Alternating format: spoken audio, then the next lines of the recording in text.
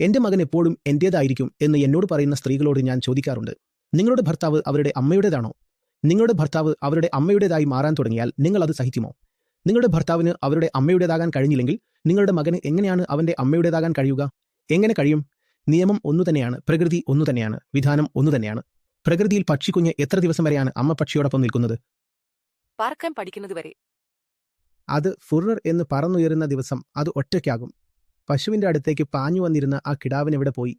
അതിന് പാലിന്റെ ആവശ്യം അവസാനിക്കുമ്പോൾ അത് തിരിഞ്ഞു നോക്കുക പോലുമില്ല. ഈ കിടാങ്ങളോ കിടാരികളോ നിലനിൽക്കില്ല. എന്തിനാണ് ഇവരുടെ പിന്നാലെ ജീവൻ കളയുന്നത്? അതെ, കരുണയുടെ പേരിൽ, മനുഷ്യനായിരിക്കുന്നതിന്റെ കടമയുടെ പേരിൽ അവർക്ക് മികച്ച വിദ്യാഭ്യാസം നൽകുക, മികച്ച രീതിയിൽ വളർത്തുക. പക്ഷേ ഇവിടെ ആരും ആരുടെയും ആകാൻ കഴിയില്ല എന്ന് നിങ്ങൾ പ്രതീക്ഷിക്കരുത്. ഇവിടെ ആരും ആരുടെയും ആകാൻ പോകുന്നില്ല.